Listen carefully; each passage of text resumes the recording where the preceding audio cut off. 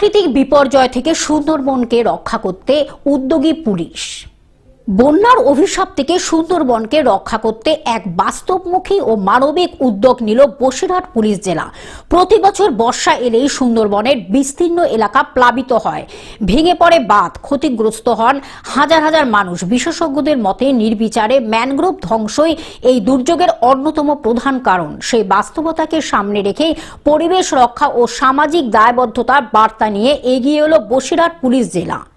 এই উদ্যোগের অংশ হিসাবে বসিরহাট পুলিশ জেলার হেমনগর কোস্টাল থানা ও হিঙ্গলগঞ্জ থানার যৌথ ব্যবস্থাপনায় সুন্দরবনের হিঙ্গলগঞ্জ ব্লকের গোবিন্দকাটি গ্রাম পঞ্চায়েতে পঞ্চপল্লী এলাকায় নেওয়া হয় বৃক্ষরোপণ কর্মসূচি।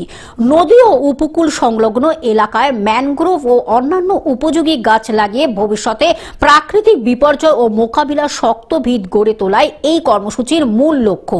পুলিশের এই পরিবেশ বান্ধব উদ্যোগকে স্বতঃস্ফূর্তভাবে অংশ নেন স্থানীয় বাসিন্দারাও।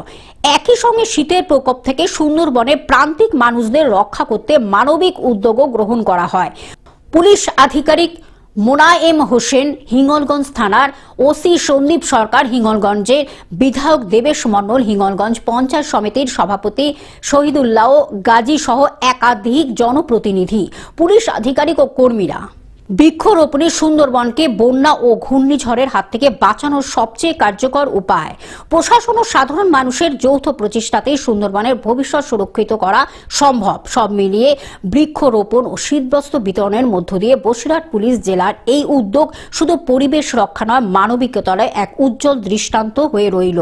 সুন্দরবন রক্ষায় এই ধরনের উদ্যোগ আগামী দিনেও অব্যাহত থাকবে, এমনই আশ্বাস দিল পুলিশ প্রশাসন।